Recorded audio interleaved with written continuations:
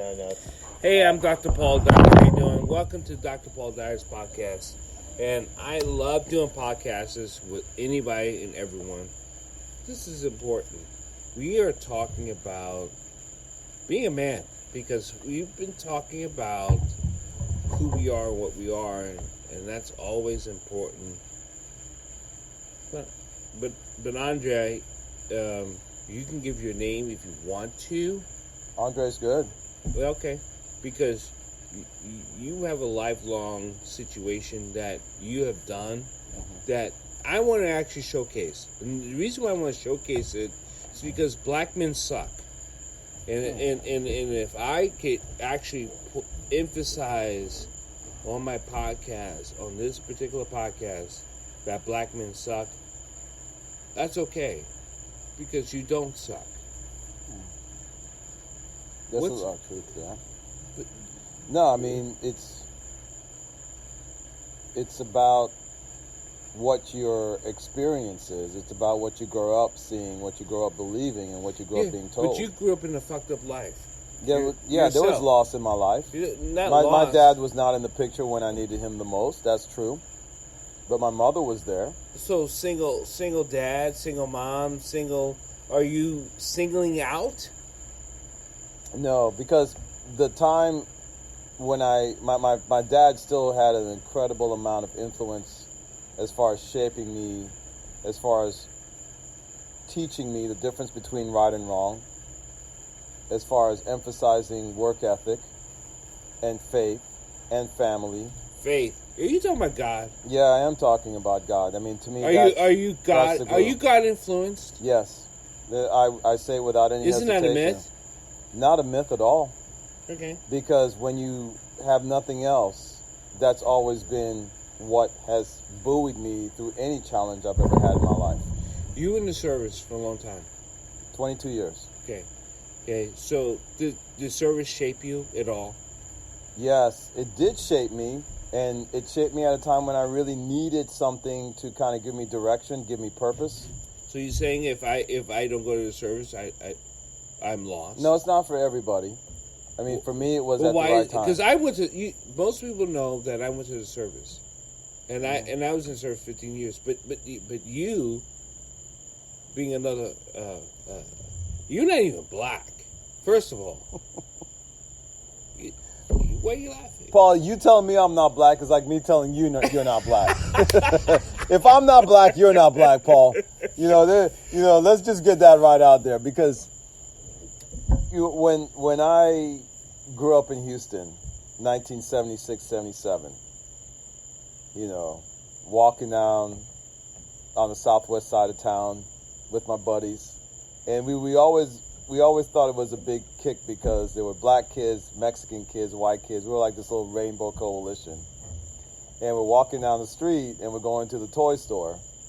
And this truck pulls up at a light. It was a stereotypical type of thing. These two rednecks jump out of the truck, and the first thing they do is they look at me and my brother and they yell, "Hey, nigger!" And as was instinctive for us, reflexive for us, our response was, "Your mama!" And next thing you know, we're being chased down the street by some knife-wielding crazy guy. Or when I'm walking home from junior high school, some guys drive by in a truck, "Hey, nigger!" So, I mean, when someone that's not me, says that's you're not not living black, in my says skin, you're not black, yeah. Says I'm not black, maybe because of the way I talk or the music I listen to or the people I'm around, I beg to differ. We talked before, and we both love rock and roll. Yeah, definitely. You grew up in the Caribbean. Till I was 13. So my question is sometimes I think when people listen to podcasts, they're like, is that me? Or can I do that? Or should I do that? Or is there a way for me to get me through? My question is how do I get through? We talk about music, and music to me is and my brother-in-law Joey, who's sitting here. Yeah, Joey is sitting You here. know, And- music. Go ahead. Black albino. My white brother from another mother. But music, I mean, it may sound a little cliche, but It blends it all. it does. It And, does. you know, with my faith, the other thing that I've always Are you gone Christian? to... You said faith Yeah. twice, but Yeah. you didn't I say... am very much a Christian. I'm a practicing Catholic. I go to church every Sunday. But I just really want to talk about music for a little bit. You know, we talk about rock and roll. Yeah, yes. We yes. talk about, Yeah. you know... And I'm a Pink Floyd fan. I'm a Pink Floyd. I love Pink Floyd too. Love- Roger yeah. Waters. Yes. I mean, yes. you know, all of that. And the thing about music for me, the first thing that's always touched me with music is, does it touch me? It does touch. I'm not like, well, who's the artist? No, that doesn't matter. And so from the time I was a young person, from the time I actually got turned on to music, I remember being on St. Croix, for example, and Alice Cooper came on some late night show. And I'm looking at this freak on TV and going, Like, what the fuck? what is that? What is he doing? I can't understand a Yeah, freaking thing yeah. he's saying right now, but And there's yet, something about the he's musicality. killing me. He's, Yeah. yeah. And not to say I went out and bought Alice Cooper records. And yet but he was a mayor, right? Yeah. Governor. I don't know what did he ever get into He was a mayor. politics? He was a mayor. He He became was a mayor. he was a mayor. Yeah. Yeah, and so let's fast forward into going from that into the different. I have an eclectic taste. I love reggae music. I love blues. I love jazz.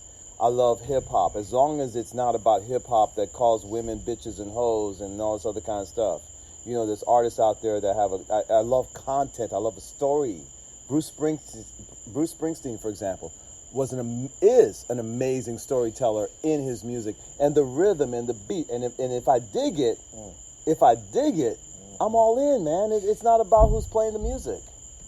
But so why is Dr. Paul calling Andre? It's a podcast. You've been married how many years? Going into our 29th year, I've known my wife almost 31 Not years. many black men are married. Hmm? Not many black men are married for 29 years. I don't think not many men are married for 29 years. I mean, we know divorce is high. I don't give a fuck. Marriage is- I'm gonna. Is this about the black man But marriage? no, I'm gonna put it out there on this particular podcast. Not many black men are married.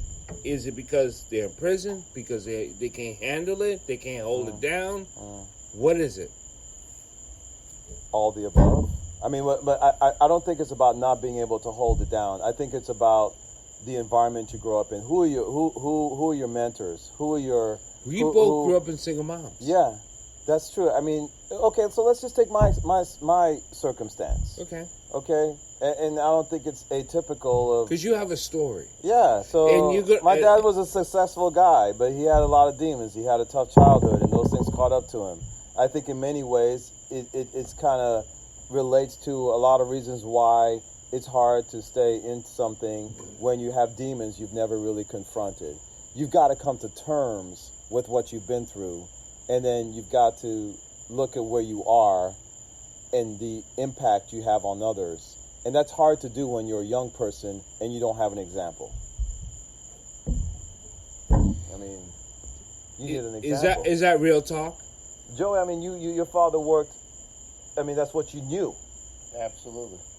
Absolutely. You look at Pops, and that's what he did. And in many ways, that was your example. Absolutely. You know, you wake up, you take care of your family. Boom, boom, boom. You That's take care all of your there is to business. it. How long was Mom and Pop married? Man, I mean, like 60-something 60-something. That was his example. That was his... So when he commits to something, that's your reference point. That But if is you my- don't have a reference point, it's tough. True. Joe Kerr, who is the other voice on the podcast. I'm going to tell you this for me personally on a live podcast is that people look for references and staples.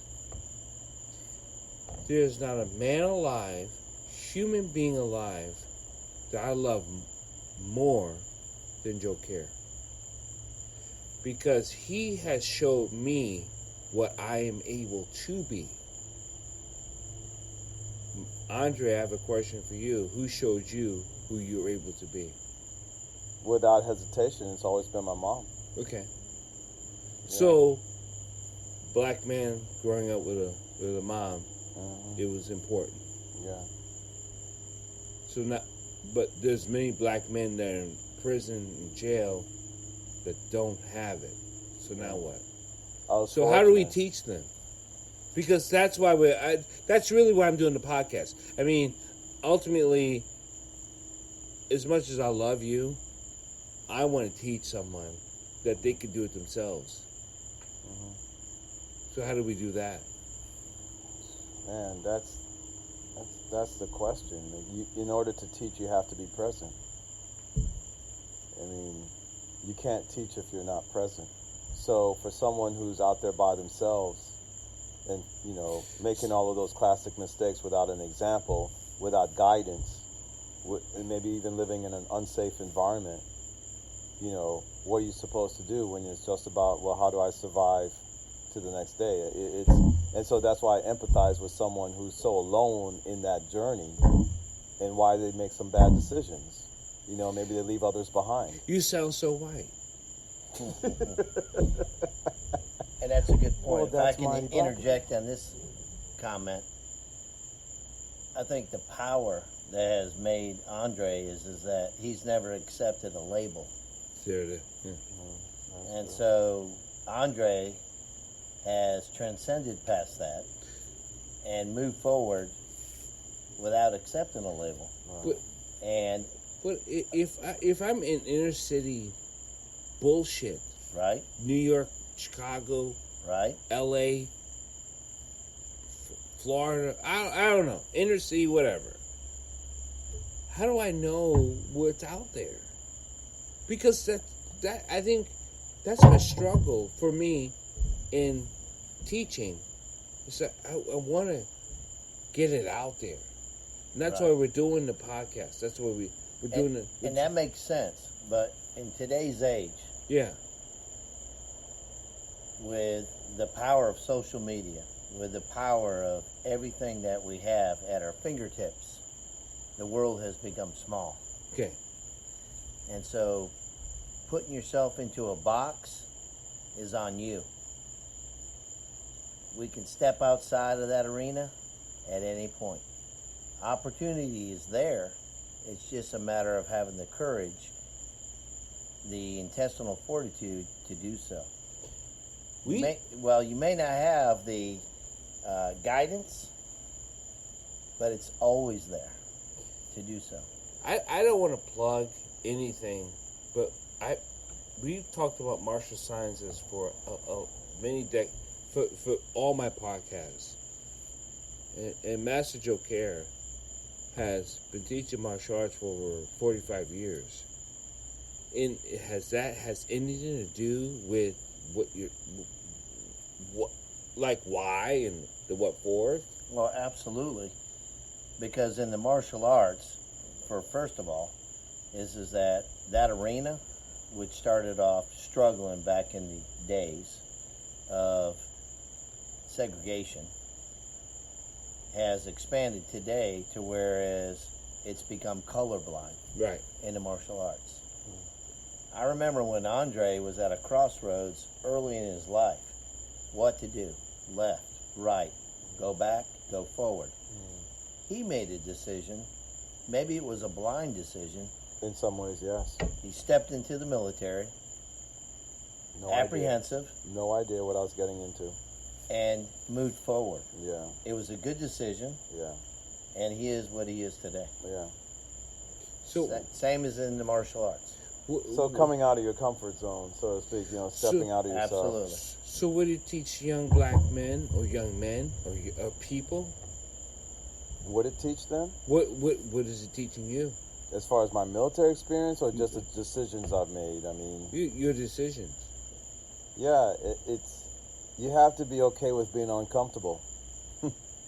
And I think up until I joined the military, prior to that, I was not okay with being uncomfortable, and define that.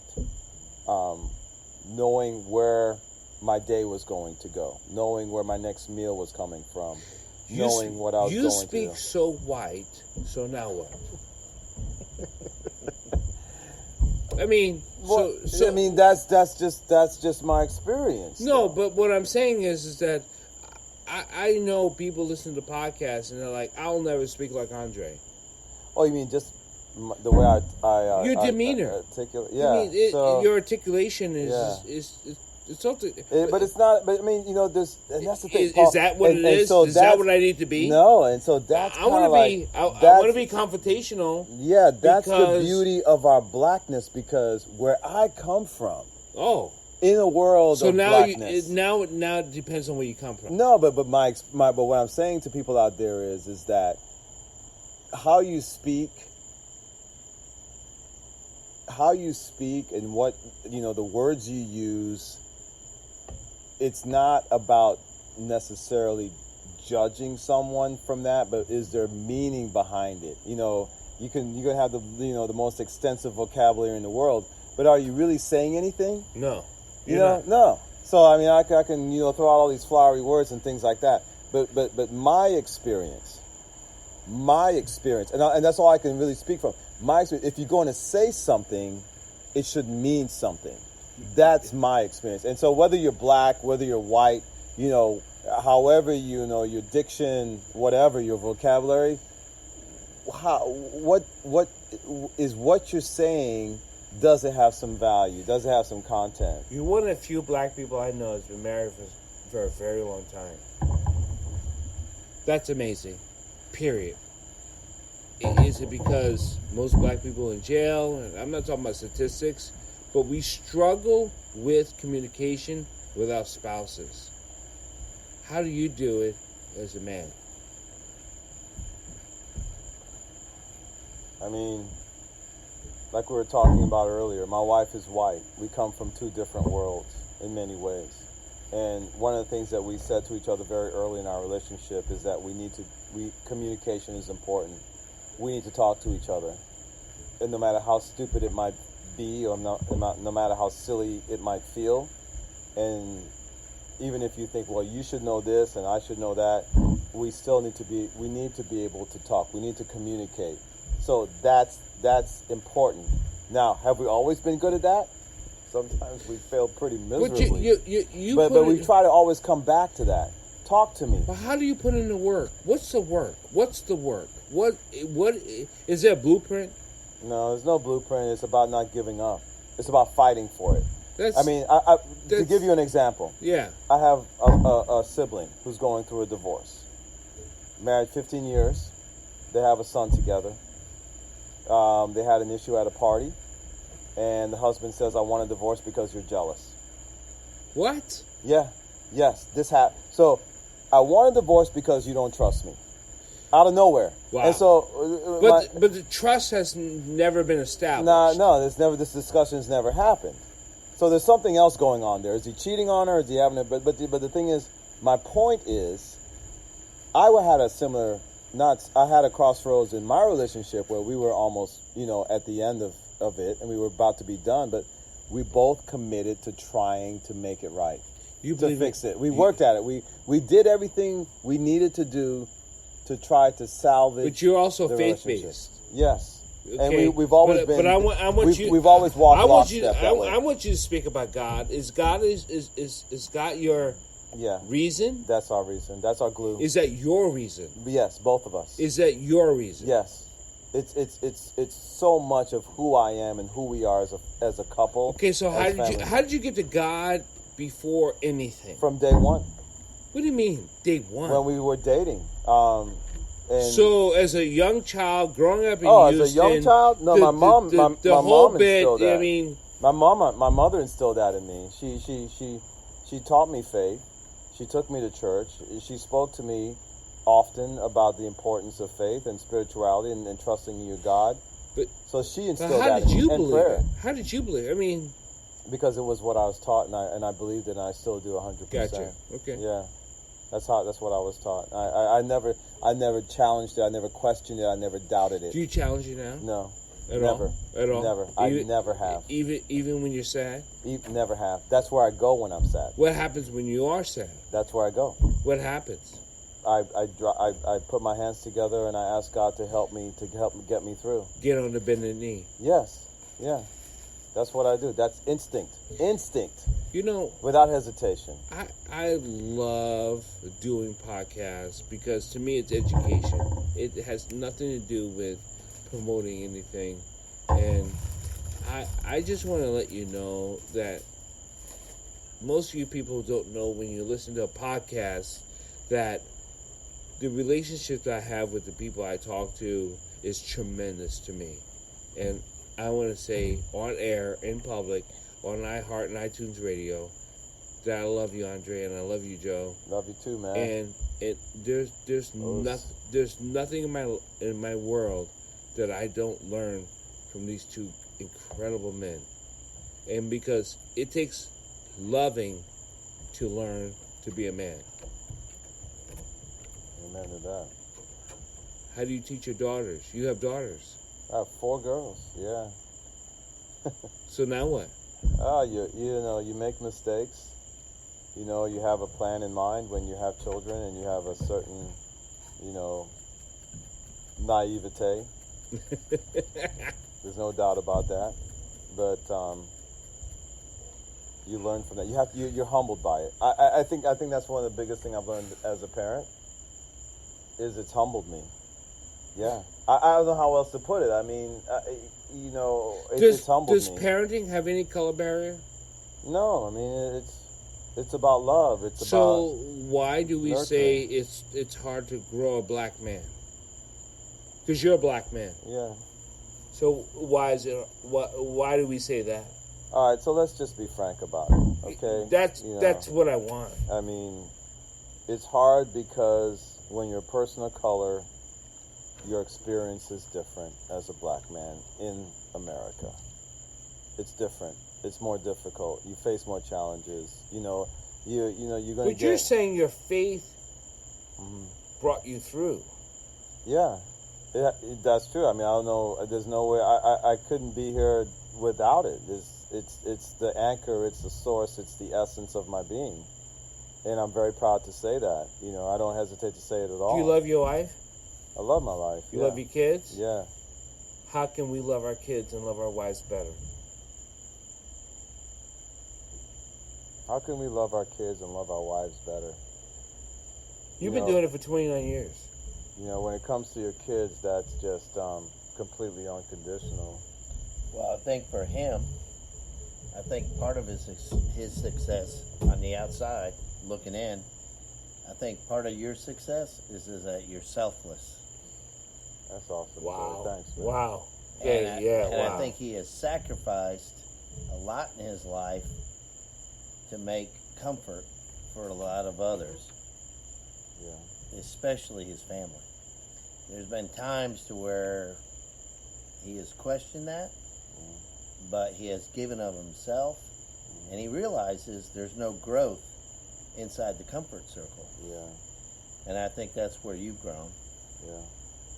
Yeah. And I'm proud of you for that. I appreciate that, Yeah. man. That's true. And you are the company you keep. And I don't have a big group of friends. I know people, I have acquaintances, but to sit with men and have frank, honest conversations, it means something, and hearing that from you, Joey, because Joey has always been there for me. This man will give you, and Paul, you know this, you can attest to this, he will give you the shirt off his back in a hot minute. And I think and you always feel like you want to repay that, you always want to, and there's something to said repay about back. that. Yeah. So if he ever needs me, instantly I'm there. And that's what true friendship is. And you know what? I don't have to talk to Joey every day. I have to call him and say, how you doing? How you feeling? Love is love. Love is love. There's no pretense. There's no you don't have to always, nurture it and need it. I've met people in my life that say, what, you don't like me anymore? Is it because I'm not Catholic. You don't call me. You don't come by. I'm like, what are you talking about? That's not what real friendship is all about, and that's not what it's really all about. It's about It's unconditional. unconditional. Yeah, there's no strings attached. It is what it is. No requirements. Right. How do you do? And I think as growing up in New York, whatever, and being in this beautiful place, and I'll say the place, but I won't say the exact place because podcast is a little different. But we're in Florida. Are we sheltered from trauma? Not in Florida.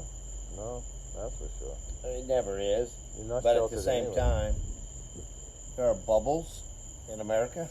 Yeah. And if I could say we have a bubble in this To a certain specific extent. location, I'd say yes, because there are euphoric locations, there are more accepting locations, there are more colorblind locations, and I think this is one of them. I want to thank everyone listening to Dr. Paul, and it's about bringing you from here to there, and I hope you take this podcast and you say, "What's my questions? How are the men in my life? How are they responsible? Or how are the people in my life responsible? Or how am I responsible?" Because that's the question, and that's why I want to ask Andre and Joe and. Because we're men sitting around talking about being men. And if you don't have that congregation that help, we talked about that before, raising your hand to being, I need help. How am I navigate these traumatic waters that I go through? And if you try to do it on your own, suicide's on the rise. Segregation's on the uprise, and yet a woman and a man like Andre, who's been married to, because I thought it was amazing that you've been married for like 29 years, and I said I gotta get this on tape because I don't know young black men who are married for such a long time. And if that's an upsetting statement to you, then say something to me. I'm Dr. Paul, holisticScience.com, and blessings to all of you. And if you have any questions, you can always contact me. And we always have Bridges live on Monday at 8 p.m. Namaste.